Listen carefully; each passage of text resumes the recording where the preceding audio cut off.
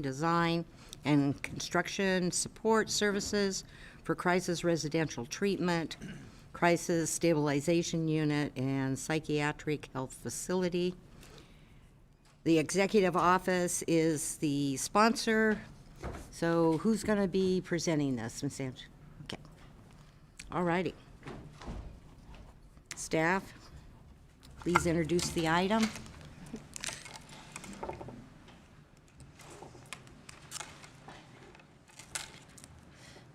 Good afternoon, board members. Janelle Rao, Deputy CEO. What you have before you is a proposed contract with Naughton Lewis, as described by the chair in the title. There's a fairly extensive staff report that accompanies this item, but this has been a long time in the works.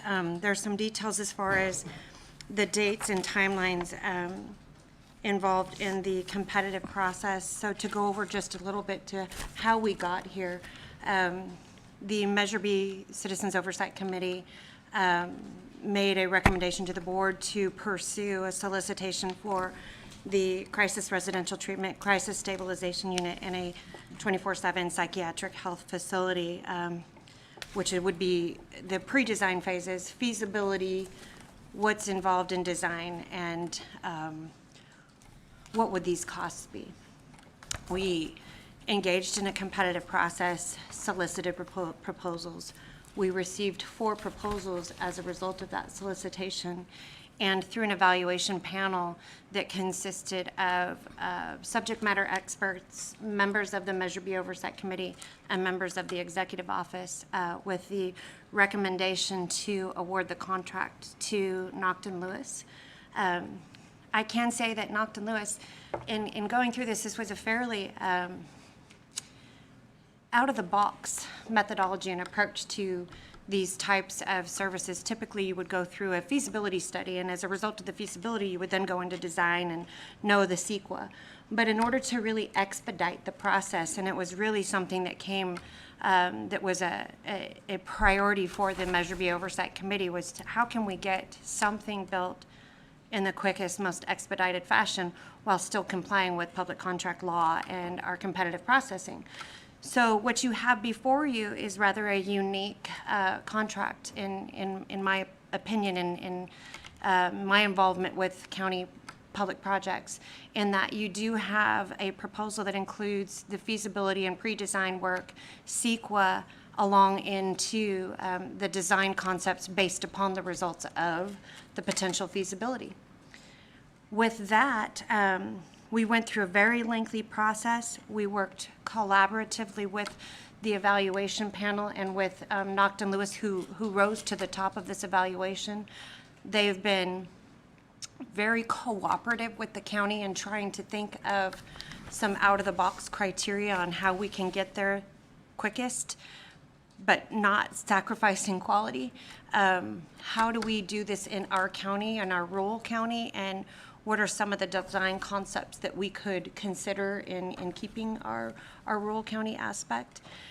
And also with some of the funding that we do have availability, as we've referenced in the staff report and the timelines associated with that, what can we do to expedite this process to utilize that funding?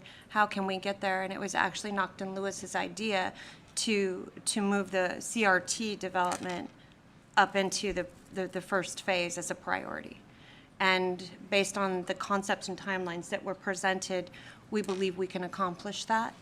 We believe that you have a contract in front of you that's going to be a great partnership in leading to the development of these sites. With that, I would turn it over to the board for any questions.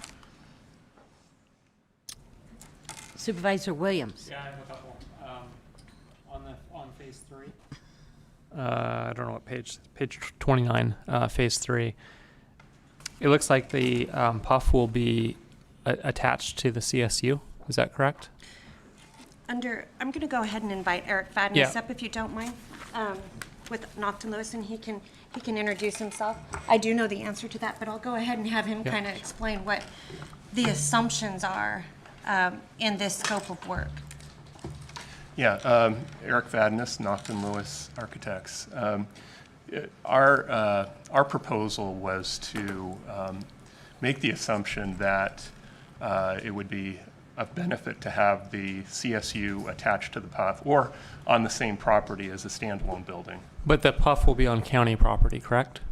Yes. And I would think you would want the CSU on hospital grounds, because one of the benefits is you take maybe 80% of patients that would go to the ER, mental health patients, to the CSU, and you want to be able to walk them across a parking lot, not shuttle them. Sure. So those are two very different placements of the CSU. How do you see that impacting this plan? I mean, Well, it's a possibility that the CSU could be on hospital grounds. Our assumption was simply to develop a scope based on us co-locating the CSU with the PUF. okay. However, it could be determined in the pre-design phase that it would be beneficial to place the CSU in Got it. another location. And then how I would think, if I were going about this, I would look at what services would be provided, what level of staffing, what equipment, and then plan a building or buildings around those services. Mm-hmm. And I haven't seen a detailed scope of services. So how do we know we're not spending millions in a direction that might be a great building and appropriate for different services than we're actually providing end of the day? Don't you need the services first to figure out how many personnel and to what size scale facility will meet those Sure. needs? Well, just based on experience and also based on what your Kemper report had defined as what might be the scale of a PUF building, we had made the assumption just to develop a scope of services, on that basis. However, during the pre-design phase, we will go into detail as our services define programming, architectural program to define the spaces, understand the staffing requirements and so forth. And then from there, determine the scale of the building. So as Measure B tax steps down, those are the funds we have to operate the facilities. Yes, understood.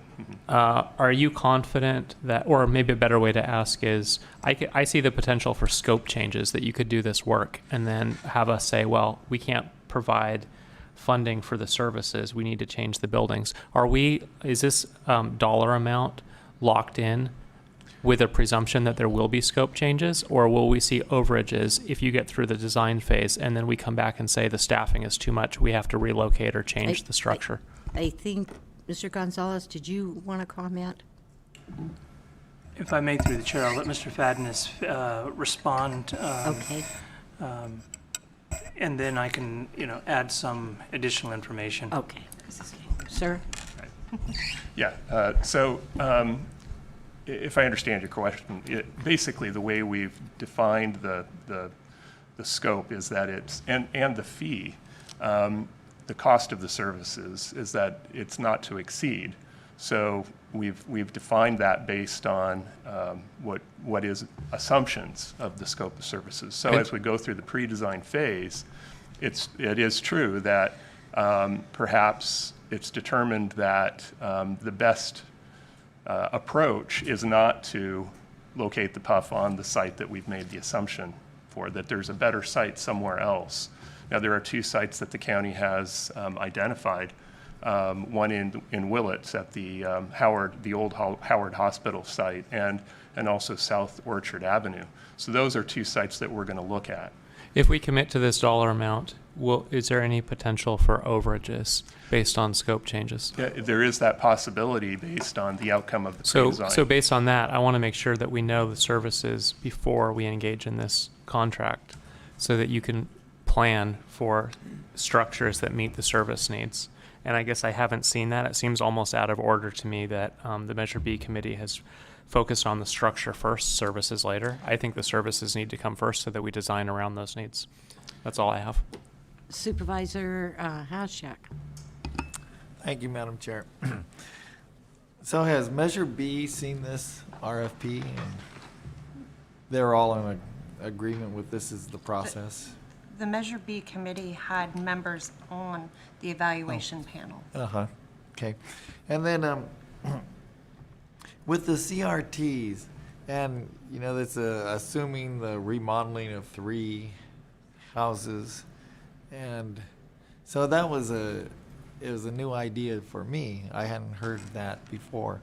So And is Measure B committee on board with that idea too? Is it? Yep.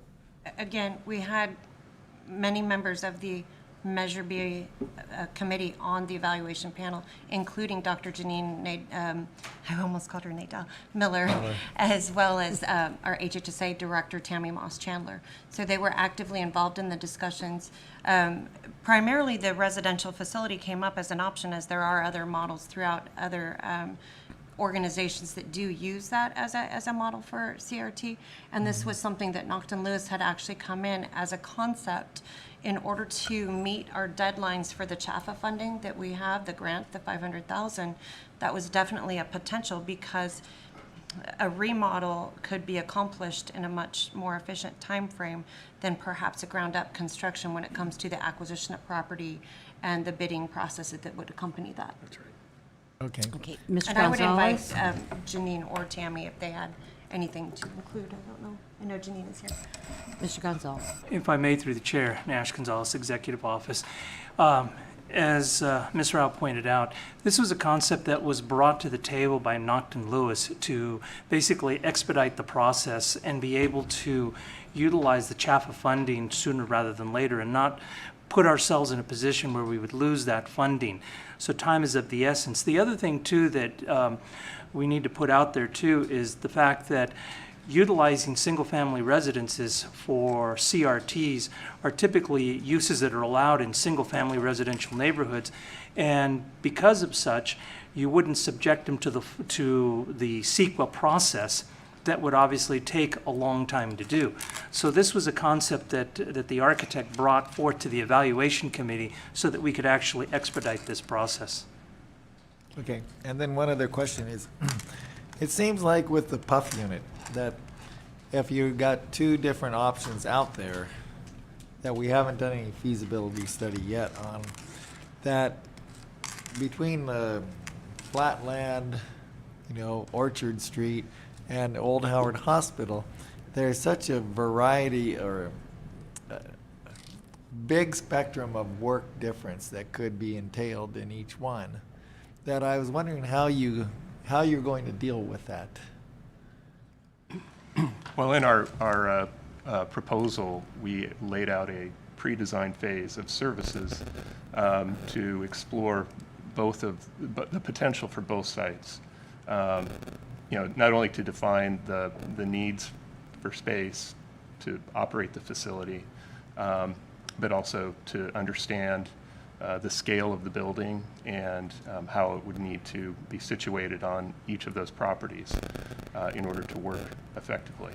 So, and then, in the process, we would understand then how each site would, how it would fit the building and the functions of the building. So whether new utilities would need to be provided, how significant the grading, drainage requirements would be in order to, properly site a building at each of those locations.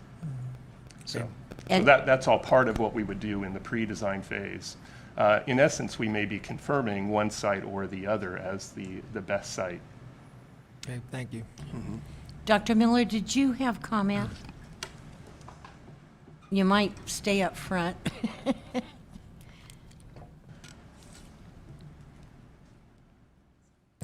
Good afternoon, Dr. Janine Miller, Behavioral Health Director for the county.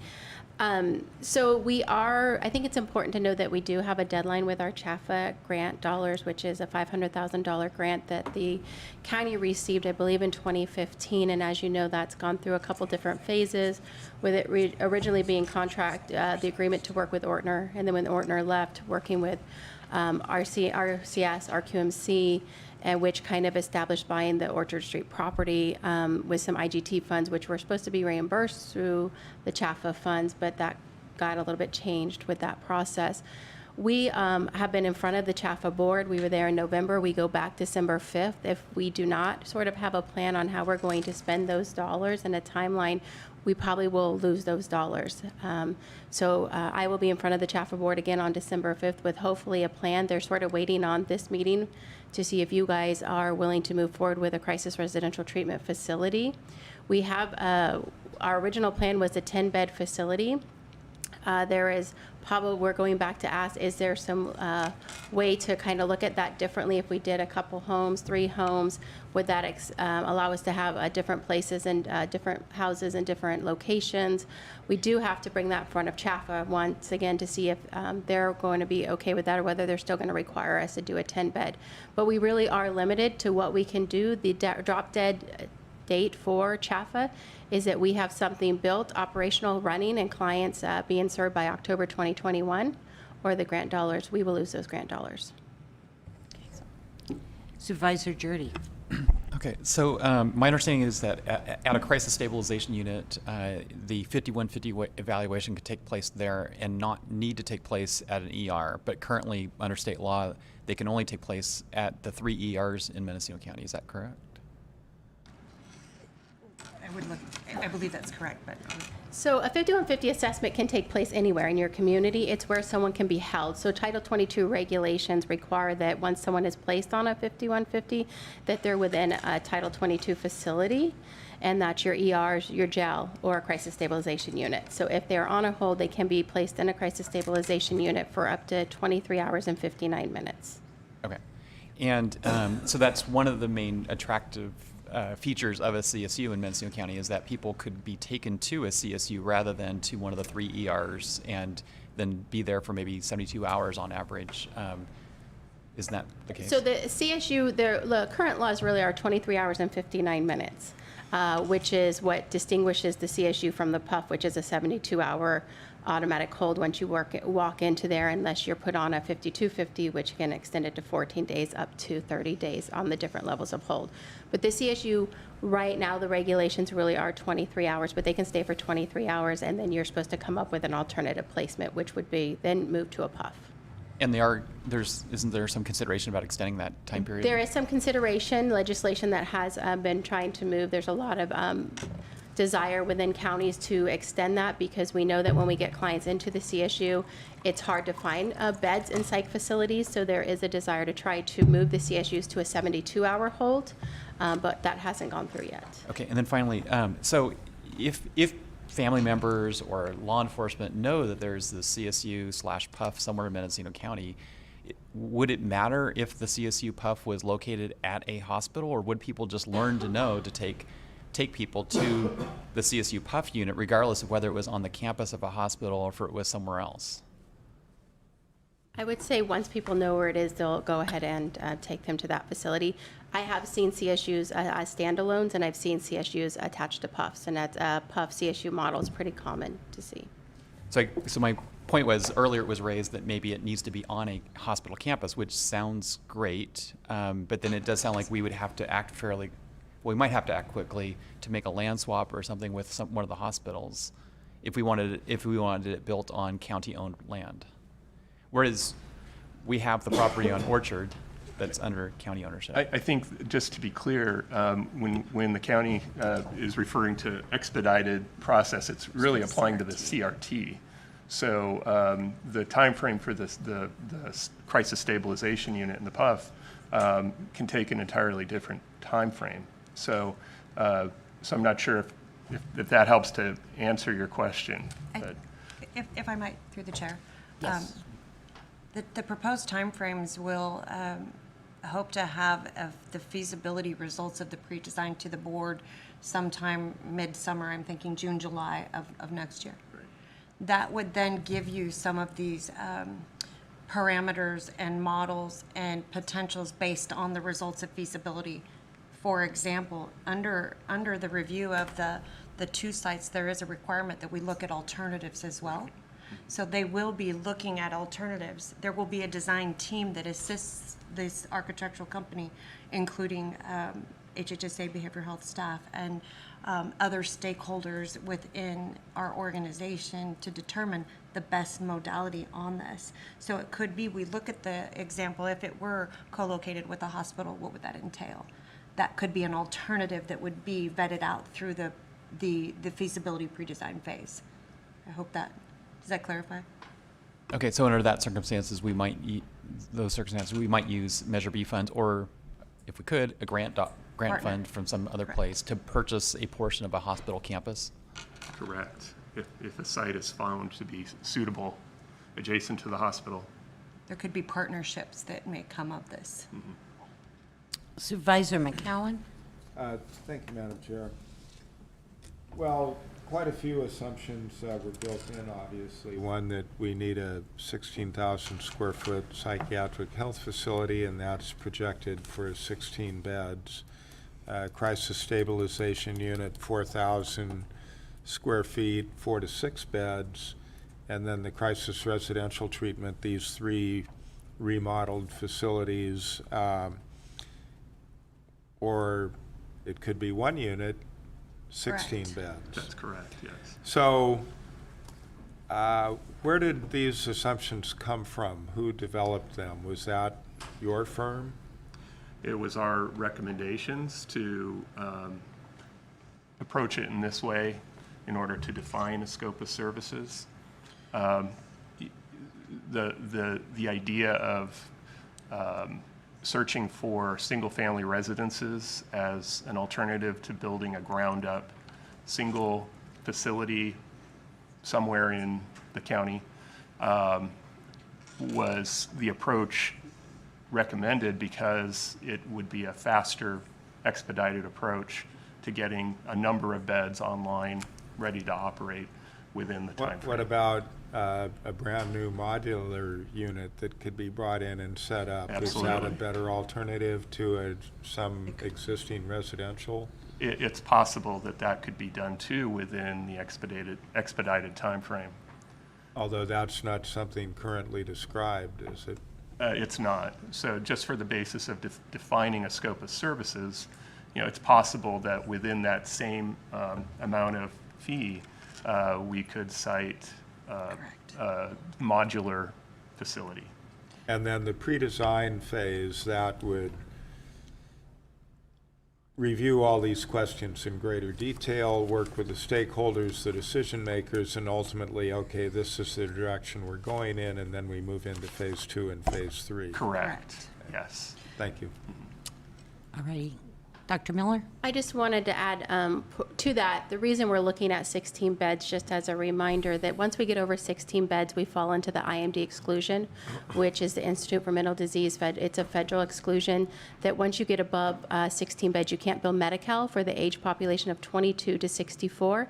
So we really want to keep 16 beds or less, because if we go over, we really hit probably our biggest population of people that we hospitalize is between the 22 and 64, and we will no longer be able to bill Medi-Cal under But would that. 8 beds be sufficient? 8 beds, yes. We could do less, we just can't do more than 16. Well, but were there criteria looked at to say, here's why we're assuming 16 instead of 8? When we looked at the psychiatric health facility, based on our current rates of placement for the number of people we currently place, 16 beds based on potentially working with other counties, seemed like the appropriate number of beds for a PUF. Thank you. Supervisor Williams? So for $3.3 million of planning, what will we spend on constructing based on the plan produced? We don't know You know- the construction value at So this time. it's foreseeable that we spend this and we find that we can't afford to construct it, or we can construct it but we can't provide the services. And I'm maybe this is more for the board. I'm left feeling that this whole process is off the rails, and it's reminding me of the CV Star Center, that it's well intentioned. And I want this just like everybody else wants it. I see that there are a lot of assumptions. I have people coming to me saying, hey, the sheriff said there would be a facility on the coast. I don't see that in the plan here. I think by the time this is done, it'll be over budget, and there won't be any talk about available funds for a coast facility. I don't know where to go from here. It's a large, it's $3.3 million without a long-term strategy. I don't know what services will be provided once we approve this. Or if we can find the staff. Or if we can find the staff, or maybe we can afford it, but we don't even have the people to hire to run it here. That's a possibility. I need a more comprehensive. Supervisor Haschak? Thank you, Madam Chair. So with the CRTs and the 3 houses, then they could be in different locations throughout the county. That's correct. And each one of those would require staff, like 24/7 staff. So is that taken into consideration in the big picture versus one unit? I mean, I appreciate and think it's a good idea to have these different places around the county, but I'm just worried also about the staffing of it, and is that going to incur a long-term cost that we need to be aware of at this moment? Well, here comes Tammy, but yes, there are requirements as to the staffing and staffing levels that you do have to have. Thank you. Tammy Moss Chandler, Director of Health and Human Services. I just wanted to take this opportunity to remind the Board of Supervisors and the public as well that we already place patients every day in these three kinds of facilities outside of our county. The one piece we rarely utilize, and Dr. Miller could clarify this further if you want, is a crisis stabilization unit. But for residential treatment, for psychiatric healthcare facilities, we send clients every day to those facilities. We're very aware of what the cost is and the capabilities. It's set in state law and statute, what is required of staffing and what's necessary to run those facilities. And certainly, we have a lot of models that are possible for a crisis stabilization unit. But again, I know Dr. Miller's already shared with you the confinements of time and billing. But all three of these facilities were the top three facilities in Lee Kemper's report to this board and to Measure B. And certainly what's being proposed to you today is actually the tangibles that are needed to actually see these kind of facilities in Mendocino County instead of sending people outside of our county. Supervisor McCowan? Well, if you had a question. Yeah, it was for Tammy. Do you feel confident that we have the personnel in this county to hire to fill these facilities? Through the chair, I think that it's always a challenge for us to hire qualified employees, but I do believe that the kind of partnerships the county is looking at in order to staff these facilities, I do think it's possible. I do think that in our neighboring counties and counties just as rural as us, there are facilities like this and they're able to staff them. And second and last, do you feel that this plan as presented will provide facilities that are the right scale and scope for our needs, both for our needs and based on the Measure B funds that will be available for ongoing services? I personally believe that this next step is essential so that we actually know our financial capabilities and that we can make the most strategic decisions about using this. But we only have so much funding for ongoing services. Does that level of funding match the plan that's being? And I'm not arguing that it doesn't, but I, as a layperson, look at this and I don't have a sense of, are we overbuilding or are we underbuilding? I personally think in terms of services that we actually know that we've assessed service delivery, what we're paying for services today, and based on what the best information we have today, that there's not going to be a service delivery gap. I think the big questions we don't know are the facilities gap, but paying for services with the existing mental health funding this county receives and what can be supplemented through Measure B, I personally do feel confident that there's service delivery funding available. Thanks, that's helpful. Supervisor McCowan? Thank you, Madam Chair. Well, I'm a little concerned also that I'm not sure this is what the Measure B committee had in mind, and I'm reluctant to vote approval of a $3.3 million contract without having the full Measure B committee have an opportunity to weigh in on it. I understand some members of that committee were on the selection committee, but I'd feel a lot better if Measure B came back with a resounding, this is exactly what we had in mind. Ms. Angela? Thank you, Chair Brown. The reason this is in front of the board right now and not in front of the Measure B committee is because the Measure B committee doesn't meet until December, I believe. So what that means is, should the board not approve it now in November, then this will go to the Measure B committee in December, and this will come back to the board in January. So what we opted to do was to bring it to the board, and We do have Measure B committee members. Not all Measure B committee members agree on everything, that's for sure. So I'm sure there are committee members out there that may not agree with this. But the ones that were on the committee actually crafted this and helped with that. So there's a couple things you could do. You could vote it down. We could go back to the drawing board. We cannot give out 30 million of public funds without having some legal competitive process. So we could start from square one. The second thing is you can direct that this go back to the Measure B committee and get a majority of the 11 votes. We can do that in December and bring this back in January. So we've created about a 6 to 8 week delay. But Or- we also miss a timeline because there is a committee meeting on December 5th. Yeah. Or the other option is that if you decide to approve it, that you approve it contingent, yeah, I mean, you can certainly do that contingent upon the majority of the Measure B committee members. I don't know. But the point was that when we went through this process, just like every process, whether it was the hiring of the project manager or this particular process, we included Measure B committee members. So certainly the decision is yours. Supervisor Jordy. I'd like to see this go back to the Measure B committee. I'm concerned with the cost. So if the concept for the crisis residential treatment is that we have 3 single-family homes remodeled with ADA compliance, we're looking at those 3 homes with the remodels and the architectural fees would need to have a budget of $2.5 million if you assume architectural fees of 15% of total budget.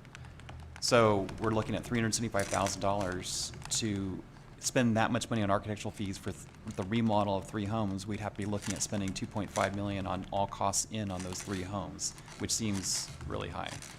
It's a little harder to tell on the commercial projects, the PUF and the CSU, with on the same ratio, they'd have to be projects costing $17 million. So I'm just not sure that this adds up. Supervisor Williams. Have we received any correspondence from anyone on Measure B? This has been sitting on our agenda since Thursday afternoon. I have not received anything. I do know that the members of the Measure B committee that sat on the source selection committee have all weighed in. But as far as anybody outside of that committee, I don't have anything in front of me, and I would ask Janelle or the clerk if we've received anything. And second, what do we expect to be left after we pay for this and the construction to support a facility on the coast? You know, I think the purpose of this particular RFP was to determine the feasibility. So, you know, the Measure B committee wanted to look at 3 different services, therefore 1 facility with 3 services or three facilities. So the purpose of this feasibility study and architectural design is to look and see what that cost would actually be to build it. When we developed this RFP, Health and Human Services had their mental health consultant work with us. We all worked together. So, you know, there definitely is a mental health perspective to all of this. So I think that by agreeing to move forward with this contract doesn't mean that the 5 of you agree to spend an inordinate amount of money on all 3 services. It's really to find out the feasibility if we can move forward with those services. And the issue around the residential was because that is probably the quickest way to get a service, to get an additional service in this county. And as far as staff, unless this board directs otherwise, this will not be county staff that does these 3 services. Supervisor Haschek. Thank you, Madam Chair. Talking about the Measure B committee, and so my question for County Council is, don't they have to approve all expenditures of Measure B money? And so aren't we overstepping that approval at this point? Madam Chair, I believe that they have an oversight role. I don't believe the ordinance spoke directly about approval, but if you'd like, I can take a moment and take a little bit of review here. Yeah, I just want to make sure that we're following the process. I think Supervisor McCowan wants to quote. Thank you, and I don't believe they approve expenditures. They recommend them to the board. And I believe they did recommend an RFP for architectural services. I'm just not clear this is what they had in mind. I think it would be prudent to hear from the full committee on that. But the question I had, where in all of this does, because most of these assumptions are the county's going to own the facility. So where in all this is local zoning or planning and building if facilities were to be located within a city? Do we contemplate compliance with local zoning, planning, and building standards, or what? Mr. Gonzalez, or, I'm sorry. If I may, through the chair, Nash Gonzalez. Like any county office, or any county building, it is the jurisdiction of the county that would oversee the zoning and the building compliance. And that was from the very get-go. Once the sites are identified by the architect through the feasibility, and then the sites are acquired, and we'll use, for example, the Orchard Street. Even though it's in the city of Ukiah, it would be treated no differently than this campus, where the county would oversee the building permit process. It would be a reviewer of the CEQA document that would come in, and it would also look at the big picture of the design to make sure that it's fitting within the zoning. Okay. Any other questions? Well, this goes back to when there was initially interest by some in Old Howard, and the city of Willits approved a lengthy resolution asking many legal questions, making many legal assertions as to who had authority over various aspects of approval or construction, design, et cetera, and conditions. And this board initially gave direction for county council to review that resolution to at least tell us what the law was Willits correct or incorrect. County council at the time came back and said, gee, there's no proposal, we don't need those answers. Well, here we're looking at spending perhaps a considerable amount of money on reviewing Old Howard, and we still don't necessarily know definitively what conditions would apply, who has authority or not. And so that remains a concern that's out there. But primarily, I do think I would feel much more comfortable if we heard from the full Measure B committee, because I'm not sure this is exactly what they had in mind. Okay, Supervisor Williams, and then we're going to public comment. I'll withdraw and wait until after public comment. Okay. So, public comment on this agenda item, please come forward.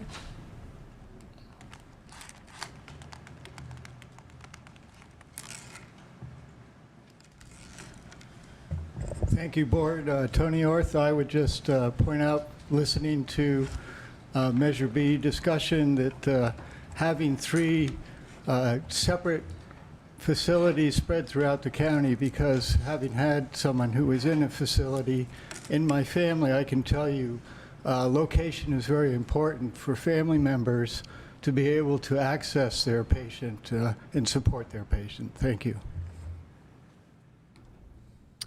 Anyone else? Public expression? Please state your name for the record.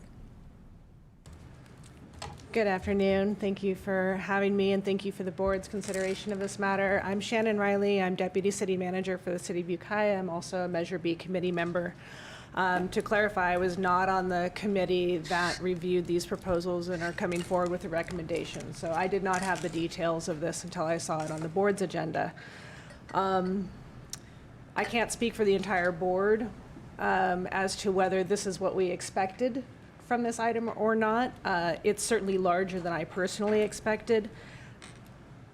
From the jurisdictional perspective, I want to echo Supervisor McCowan's concerns that I believe it's imperative that you have the local jurisdictions support their buy-in for any facilities that are dropped into their communities.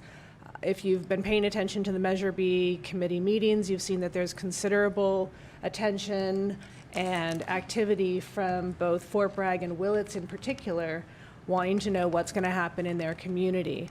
I appreciate that the county has had a difficult time implementing these grant funds, but I don't see that as justification for usurping local control with the facility. An example where this went well is the Willow Terrace Supportive Housing Facility on Gobi Street in Ukiah. RCHDC and the county worked collaboratively with the city through their entitlement process. There were conditions of the use permit. Nothing seemed overly burdensome or restrictive to the developers, and the project has been integrated beautifully into the community and well supported. So I do have some recommended language if the board intends to approve this item regarding contingent upon local jurisdictional support. I would also recommend that the project management be collaborative, not just with county purchasing agent, but also with the project manager that the Measure B committee is in the process of hiring, and there's no mention of that in the staff report. The Measure B project manager will not likely have financial spending authority, to Supervisor Haschak's point. However, they should be working hand in hand with county staff throughout this entire process, and I don't see any mention of that. So with that, I'm happy to answer any questions if the board has them, but my recommendation would be, if you move forward, that it be contingent upon support from the full Measure B committee and contingent upon local jurisdictional involvement through the entitlement process. Thank you. Thank you. Anyone else? Public comment? So it is back to the board. Supervisor Williams? I move we refer this proposal to the Measure B committee and request that they come back with a recommendation. Second. Supervisor Haschak? If we do that, then we're going, how is that going to affect the funding? Are we going to lose out on funding because we won't be in compliance with some timelines? So I can't say 100% that we will lose the funding, but they are expecting us to come back on December 5th with some sort of timeline for implementing a CRT. So I think if we walk in and there is no approval, there's a good chance we will lose the dollars. They were about to take them at the November, put us on a 30-day notice that we had to come into terms with our agreement. We'd have 30 days to do that. In November, they were willing to waive that and give us an extension till December 5th to come in with another proposal, but they really want timelines. They want to know how we're going, that we have a commitment from our community, that we have a commitment from the board, and that we have a timeline to get this facility built and operational by October 2021. And that would be the 500,000? That's the $500,000, correct? Thank you. Supervisor Jordy? Again, these figures just sound awfully inflated. Looking at the projected costs, if an architect is normally charging 8 to 15% of total project cost, and we take that higher percentage, we're looking at buildings with total construction, total development costs being $866 a square foot for the PUF and the CSU, and assuming 3 houses each at 2,000 square feet, $416 a square foot. So I just think that needs to be something that the Measure B committee looks at when they look at the scale of this contract, which seems excessive. Supervisor McCowan? Well, in regard to the crisis residential treatment, if we did go with modular units, and I do like the idea of co-locating those, you know, with a hospital could be the ideal potentially. We should be able to meet the timelines for construction and use of the funds. I don't think 2 months is going to kill us on that. Thank you, Tammy Moss Chandler again. Through the chair, I just want to clarify those statements made that the grant funding that is in question is specifically for crisis residential treatment, not for a crisis stabilization unit. Didn't I say crisis residential? And we wouldn't be looking at crisis residential treatment co-located with the hospital, so I just wanted to clarify that. Would not. Would not. You're thinking crisis stabilization unit. So supervisors? Vote by the button? Huh? Vote by the button? Can you repeat the motion, please? The motion is to simply refer this item to the Measure B committee. Supervisor Haschak. You know, I'm concerned about losing this funding. And if it's just dealing with the CRT, then is there any way of separating that from the overall and approving something to move on with that?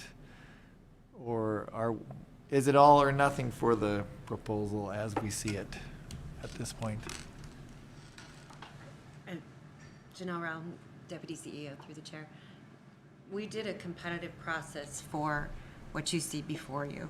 We evaluated the proposals in a fair competitive process based upon what you see before you. There is the potential we could look at a phased-in approach to this, and we could go back in and renegotiate some sort of phased-in approach.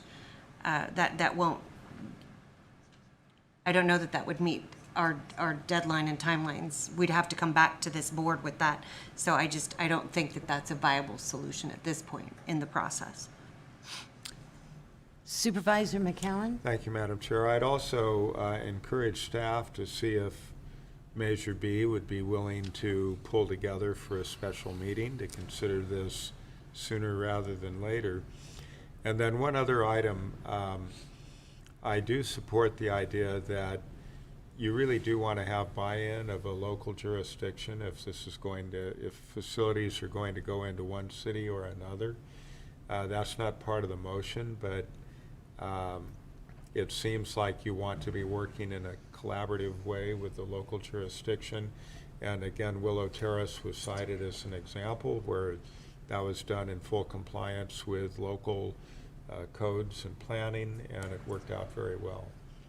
Supervisor Jurdy? I support that this process should involve the cities and all three cities where any of these facilities might possibly go to. I don't think Point Arena is really on the list. But anyway, but the other is, I think if we're only looking at 3 residential homes for the crisis residential treatment, any architect in Mendocino County can do that. We don't need a specialist, and this should not be part of this overall project. If we need a specialist architectural firm for the PUF unit, for the CSU, perhaps the process that was used makes sense, but we do not need to spend $375,000 to remodel 3 homes. Supervisor Williams?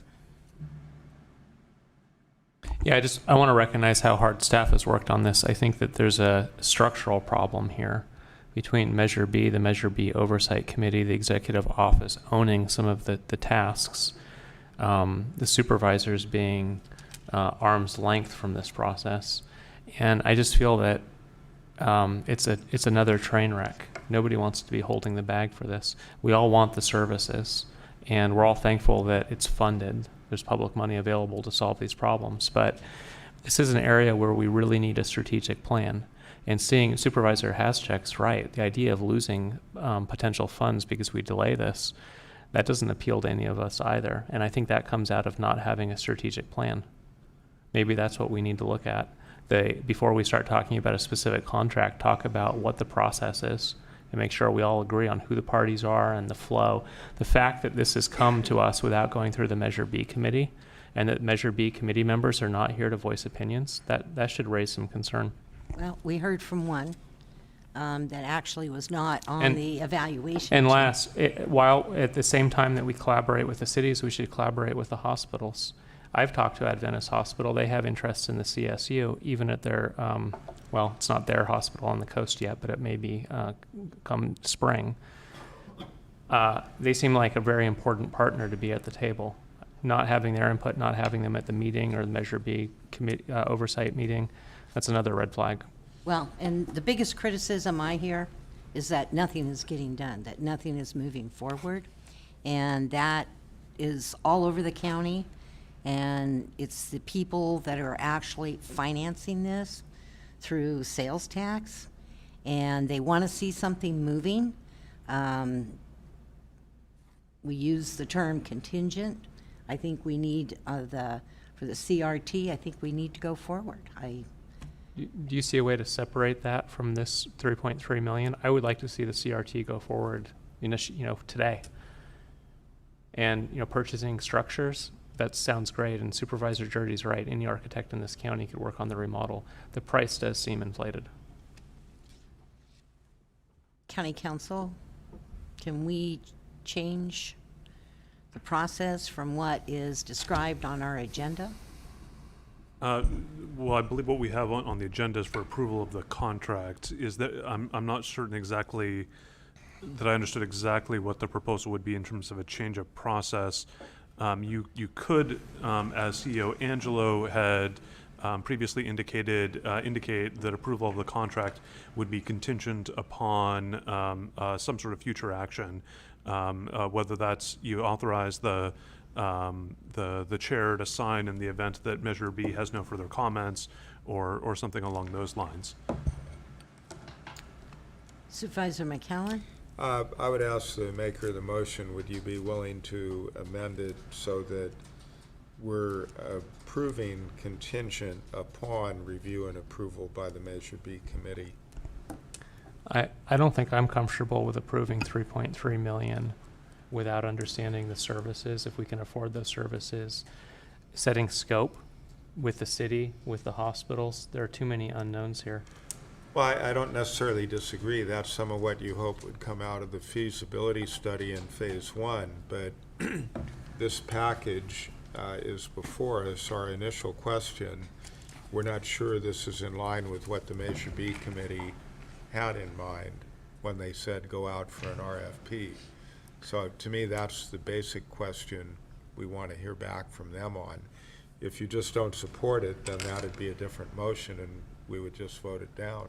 I'm not against the plan. I would like more detail.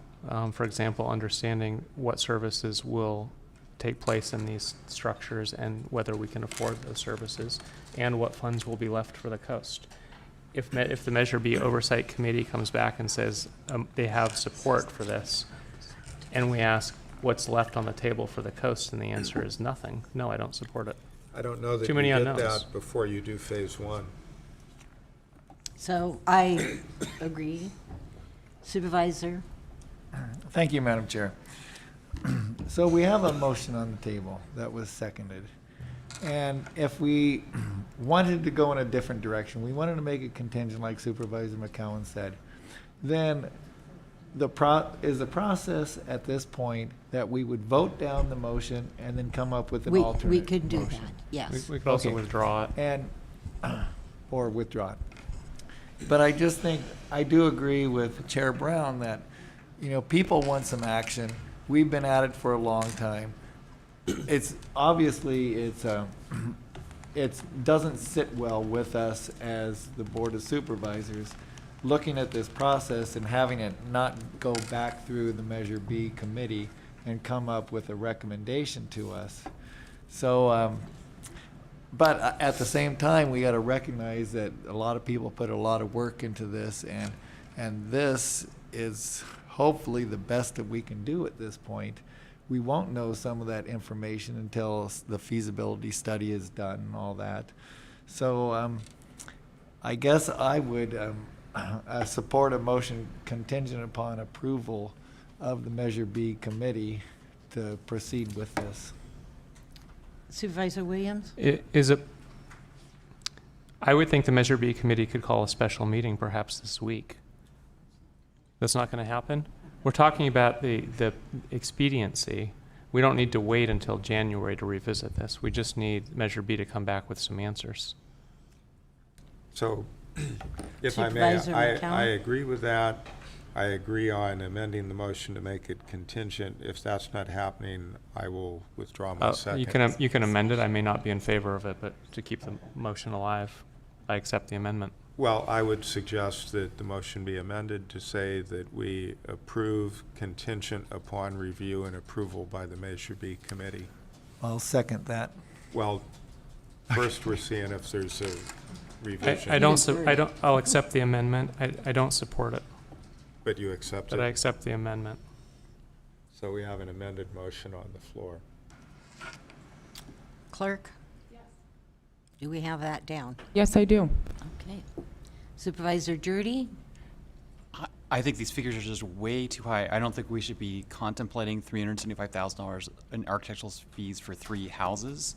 I don't think we should be contemplating $500,000 for pre-design conceptual services, and I don't think we should be contemplating $2.1 million for actual design of a PUF unit, 20,000 square feet of commercial buildings.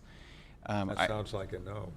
So it'd be a no. I would only support, let's say, going back to Measure B, with the concept of up to $300,000 for pre-designed services, period, and just leave it at that. And because we don't have to have specialty architectural services to redesign 3 houses. That could be a separate architectural firm, locally sourced, for a lot less money. And then after we've had the conceptual planning done, then we could decide if we do a new RFP for the architectural services, which would be phase 3. Miss Angela? When we go through these processes, we do evaluate cost. Yes. And the evaluation committee is still coming forward with this. So I'm assuming they have looked at the scope of work. The evaluation committee has looked at the scope of work. Again, as I said, we did have mental health input initially, and the evaluation committee has agreed on this.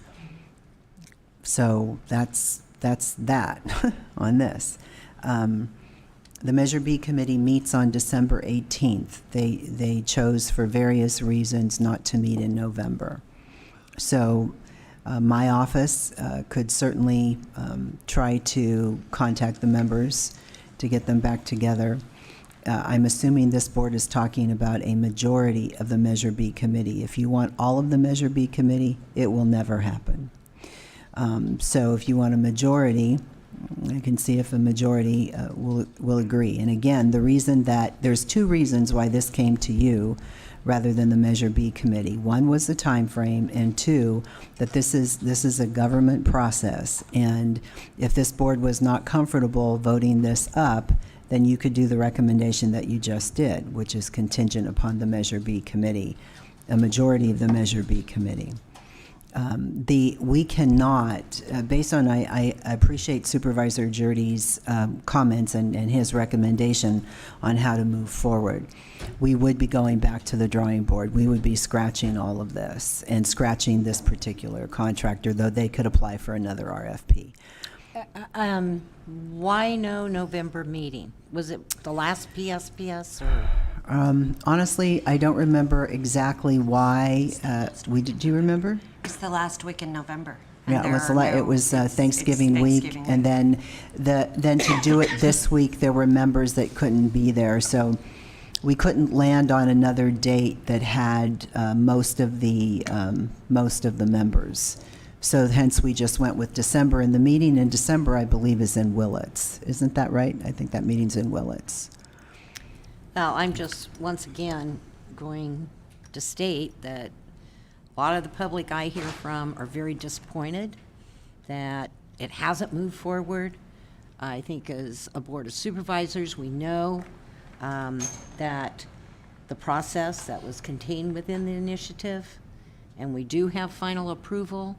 I'm good with the motion. I think we should move forward. Yes. If I may, for clarification, please, I have referred this agreement to the Measure B committee with its approval by the Board of Supervisors contingent upon review and approval by the Measure B committee. We are approving it contingent on the review and approval by the Measure B Review and committee. recommendation. They make recommendations to this board. Yes, So it they would be their recommendation to move forward. If they don't make So that the- recommendation, then we're done. But not the approval, because they don't have approval authority, just recommendations to this board. Thank you. Okay, Thank you. we got County Council. Sir, Thank you, Madam Chair. I was actually going to suggest either recommendation or concurrence. I think recommendation works just fine. I would also just suggest, for clarity, in the event that they don't recommend approval of the contract, it would probably be best for this item to come back to the board to then decide whether the board would decide to proceed anyway or would want to otherwise scrap the process. on December what? That would have to be after the next meeting, so it may be January. It'll be January. If the Measure B, if we can pull a meeting together beforehand, but the Measure B meeting is December 18th, and our meetings in December are the 10th and the 17th, and we're not meeting on the 24th. Okay. All right, who's next? Supervisor Williams, Yeah, Supervisor to be clear, I'm not against Supervisor this McCowan. plan. I just want to see the other half of the plan. I want to see that we can actually staff and operate the facility that we're talking about building. And hearing that the 3.3 million is not capped gives me great concern. What happens when we spend this money? We work through the process, we run over, we build a facility, we find that we can't staff it with personnel, they're not available here, or we can't afford them. That doesn't leave us in a good position. I just want to see a strategic plan of, we're doing this, but there are some other components that need to be worked out. And if in that process we find we can't fit it within the Measure B budget, then I think we would come back and revisit this plan to scale down. Okay. Thank you, Madam Chair. In answer to CEO Angelo's comments about, you're not going to get a unanimous opinion from the Measure B committee. Of course, we just want a majority to chime in and to recommend it. And I don't think, the whole problem with Measure B has been that we don't know if we're going to have the money to staff it eventually.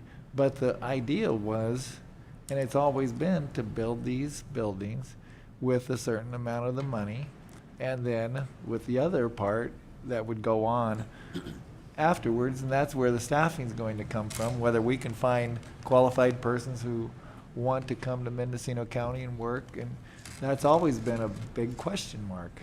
But to build the buildings, I think that I'm willing to go along with this proposal at this point. Supervisor McCowan? Thank you, Madam Chair. And to take the time to develop the strategic plan, which actually, we got an outline of that via Kemper over a year ago. But to do more in way of a strategic plan would just further delay the process. But I'd like to ask, and then I think we need to get to a vote, but I'd like to ask, would the questions of staffing levels and sustainability be part of the Phase 1 feasibility? We would work with the county and Janine and her staff to determine the staffing levels for the facilities. And review of other facilities. Absolutely. et cetera. And we do have a mental health expert on our team to assist with that process. Thank you. And then I do want to come back to the issue of local jurisdiction, maybe after the vote, just briefly.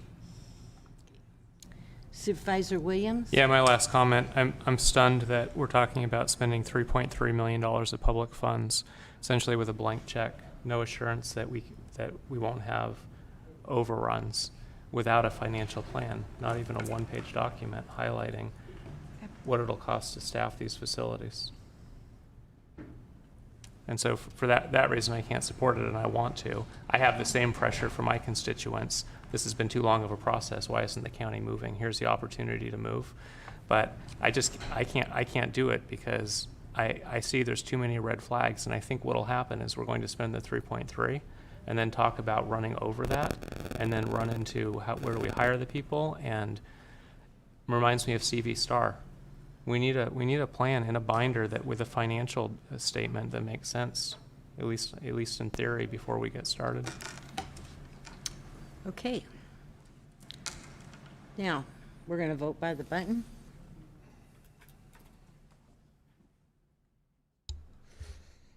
The motion carries with Supervisors Williams and Jurdy dissenting. Okay. Thank you. Supervisor McCowan? Thank you, Madam Chair. So we did have some discussion of jurisdictions of, local jurisdictions. And I think we heard from at least a couple of board members that wherever these facilities are to be constructed, if it's to be within a city, that it should be in compliance with local zoning and planning and building. And I'd appreciate it if we could give direction on that question. I'm supportive. I think Supervisor Jurdy earlier said he was supportive. I would like to just move forward, and I think that that is something that will be done as a part of the process. Well, we could assure it if we directed. Well, if you want to make the motion, Supervisor, do so. We'll see how it comes out. Is it within the scope of what we're doing to make a formal motion? I was going to suggest it may be more appropriate to bring that back at a future meeting on a future item. This was just on for approval of the contract. Thank you. Okay. So, moving on. Item number 5E, discussion and possible action, including adoption of resolution to present to the